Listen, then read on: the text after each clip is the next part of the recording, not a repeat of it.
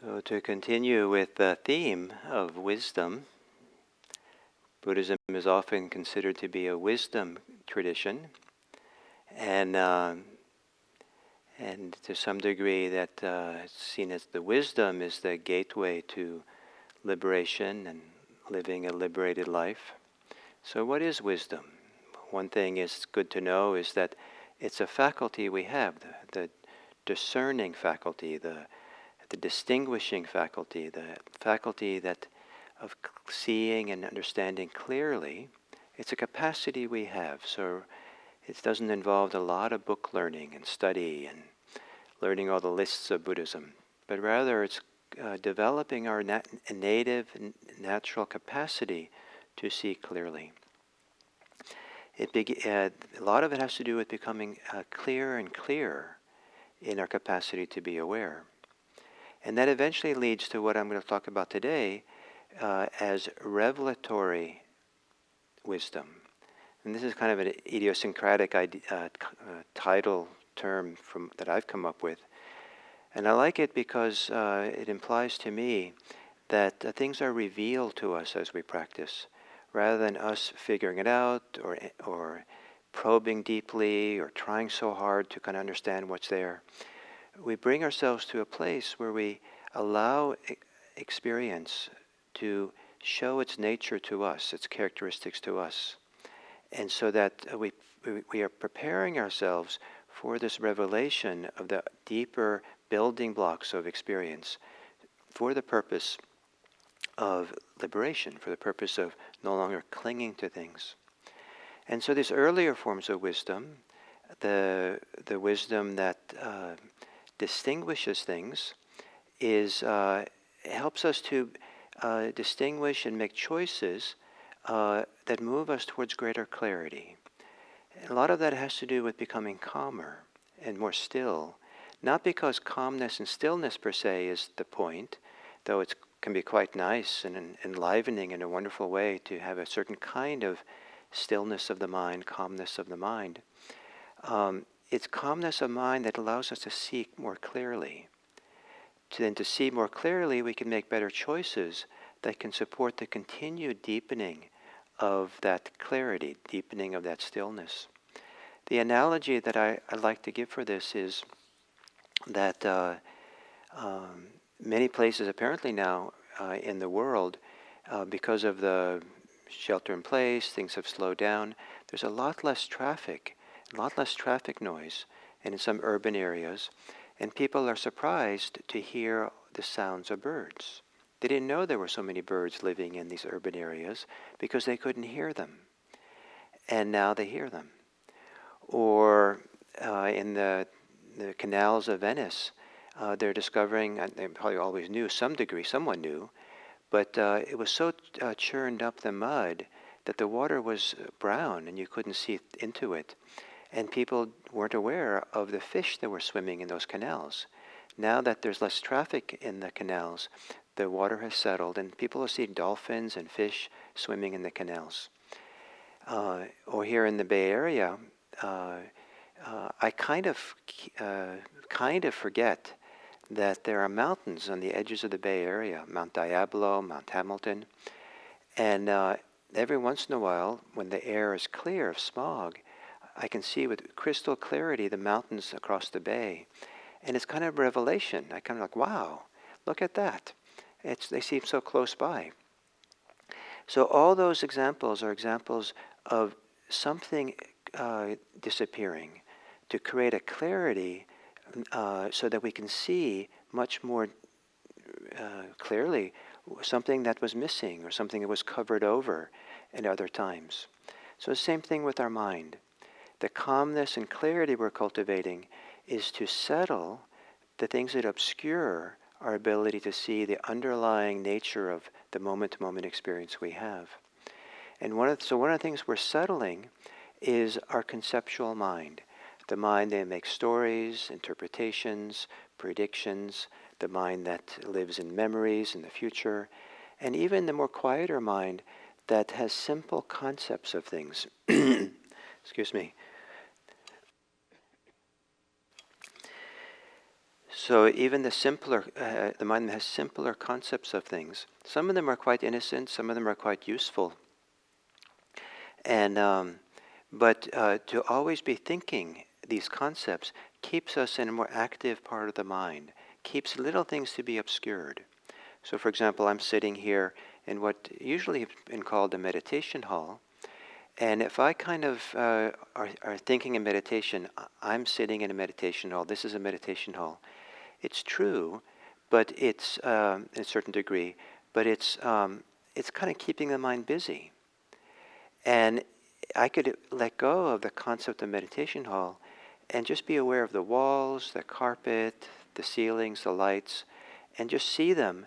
I don't have to even have names for them, light and carpets. I just become aware and see.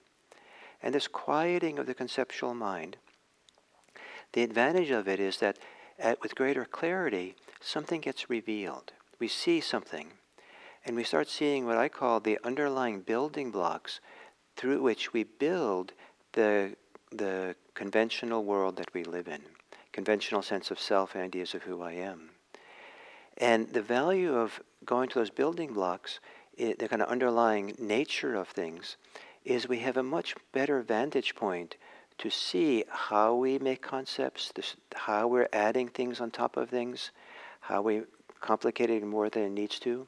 And in particular, we can see that we are clinging to, reaching out to touch and to hold, pulling back, resisting.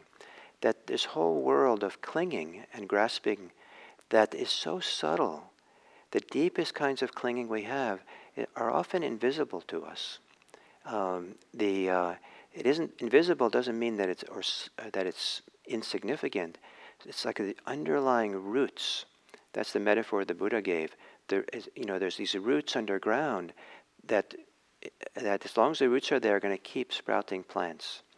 And if there's the roots of suffering, then those roots that are there are going to continue to make suffering. And so to get clear enough, quiet enough, to begin seeing what's under the surface, because we're quiet, we see the roots of greed, of hatred and delusion, of clinging, grasping, pushing away.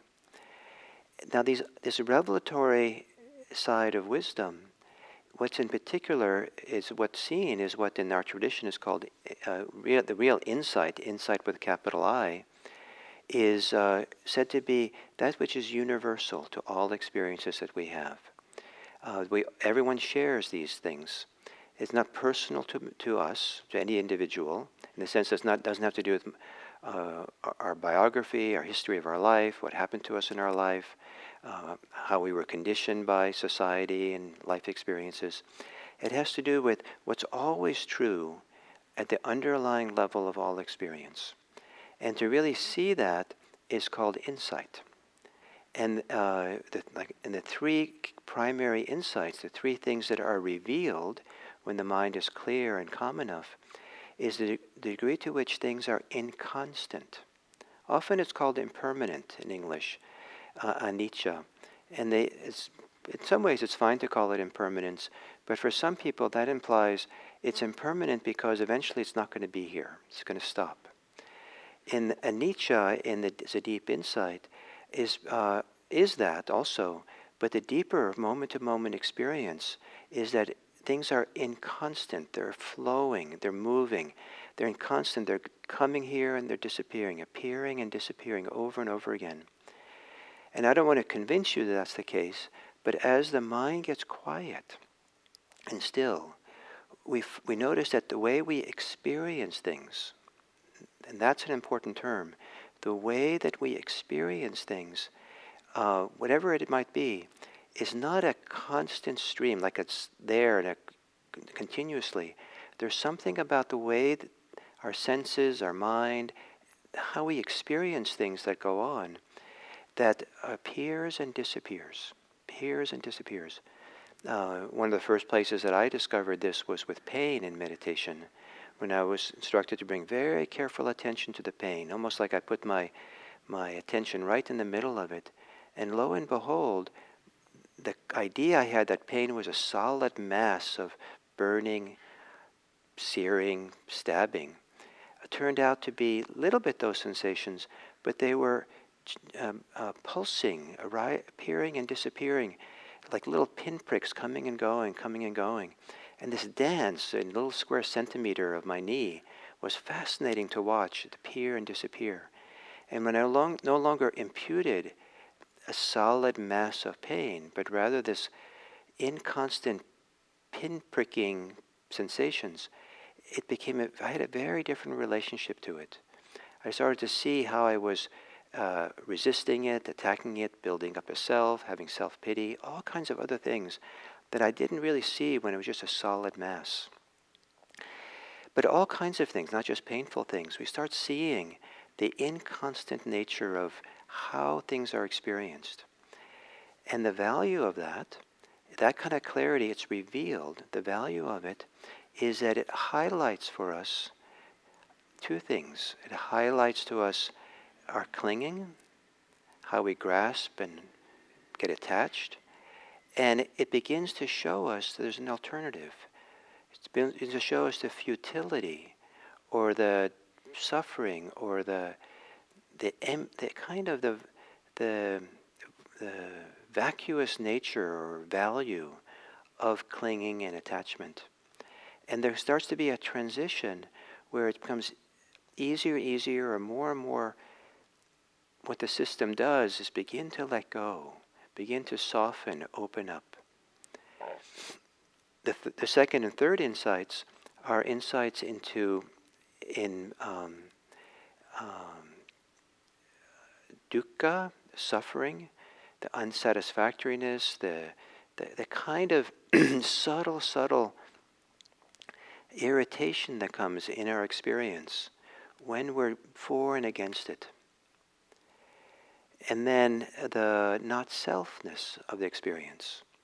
That somehow the way that we construct our experience, the way that we participate in it, the way that experience occurs to us, that there is some kind of impersonal or an aspect of it. It's causes and conditions that come together, and it's there's a certain way in which it's a conceptual overlay, the idea of an agent or a self that's responsible for it all, or guilty for it all, or whatever. This is not to convince you that there is no self. That's not the idea. The idea is, as the mind gets quiet and still and clear, there's no longer the overlay of self-concepts on the experience. And the experiences in and of themselves can occur without any self imputed into them. And it's very freeing to have that happen. It's a relief not to do the work of creating a self, assuming a self, living on this idea of self. It's like a vacation from these self-ideas. And it shows us the possibility of freedom. And that'll be the last of the 5 forms of wisdom for tomorrow. We'll talk about liberating wisdom. So today it's revelatory wisdom. As the mind gets clear, inconstancy is revealed. And then we just allow it to be revealed. And that's why I did this meeting thing. Rather than meeting inconstancy, we allow it to just appear and show itself to us so thoroughly that there's no more meeting anymore. It's just a flow of inconstant phenomena in all directions, 360 degrees. So thank you very much, and I so much appreciate this chance to have this time with you, and I look forward to tomorrow.